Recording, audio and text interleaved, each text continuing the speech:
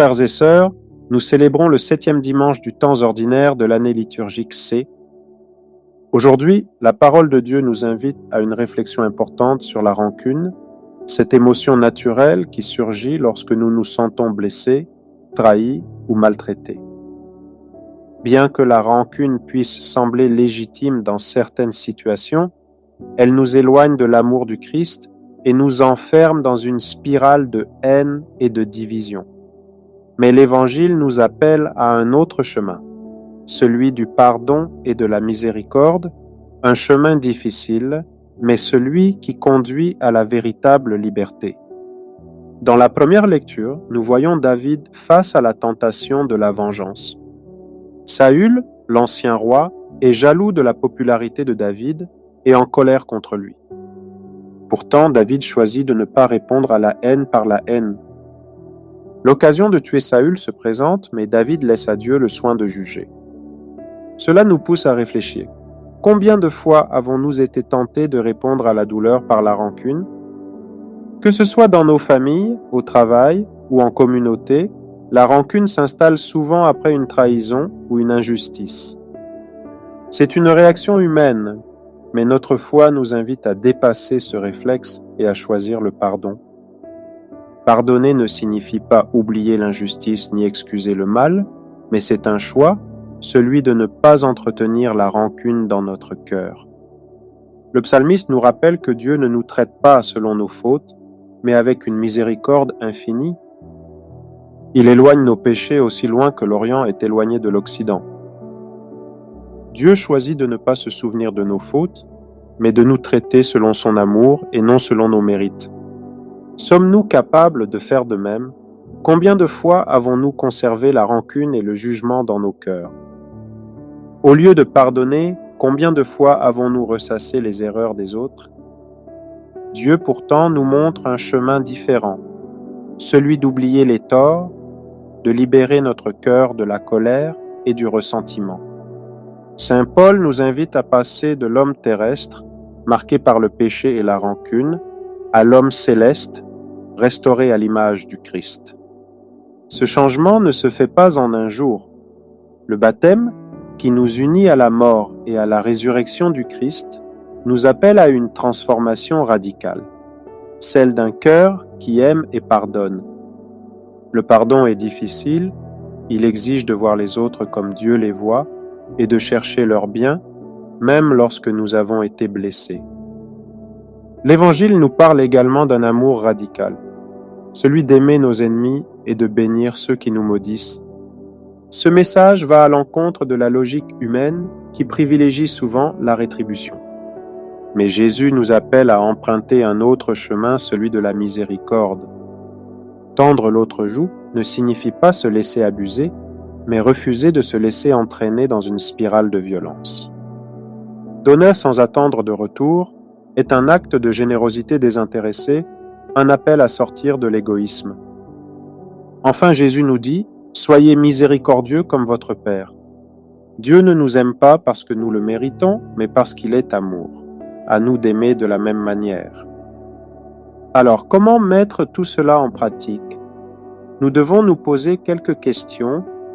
Ai-je encore de la rancune dans mon cœur? Suis-je capable de pardonner comme David a pardonné à Saül? Comment puis-je chaque jour libérer mon cœur de la rancune et choisir le pardon? Le pardon n'est pas facile, mais c'est le chemin de la liberté. Il nous libère du poids de la haine et nous rapproche de Dieu. Et nous ne sommes pas seuls dans ce chemin. Dieu nous donne sa grâce pour avancer. Ce thème rejoint bien l'histoire de cet homme qui voulait connaître le prix d'une tasse de haine dans une boutique où elle est vendue. Puisque la rancune engendre parfois la haine, alors le boutiquier a pris une grande respiration puis a commencé. Cela commencera par te priver de ta paix intérieure.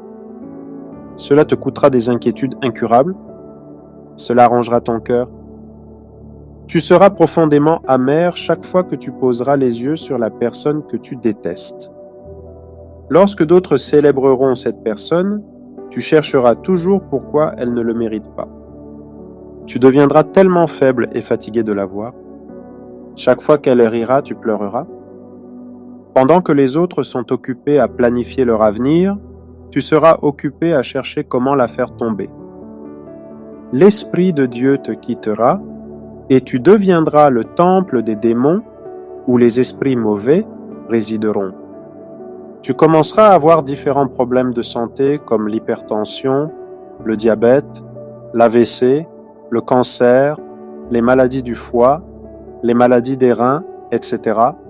Tant que tu boiras de la coupe de la haine, de l'amertume, de la rancune, du non-pardon, de la méchanceté, de la colère, de la jalousie, de l'envie, du ressentiment.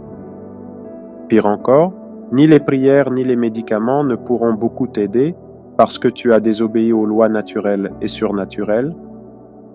Tu mourras. Frères et sœurs, ne laissez personne vous enlever votre joie et vous vendre ou vous offrir la haine.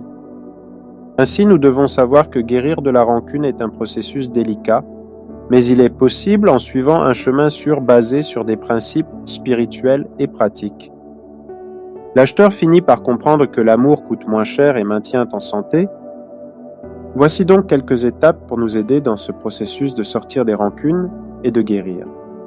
Reconnaître la rancune, il est essentiel d'accepter ce sentiment et de comprendre sa cause. Cette reconnaissance est le début de la guérison. Comprendre l'origine de la rancune. Réfléchir aux événements qui ont provoqué ce sentiment et prendre conscience de ce qui nous a blessés est une étape importante. Adopter une perspective chrétienne du pardon.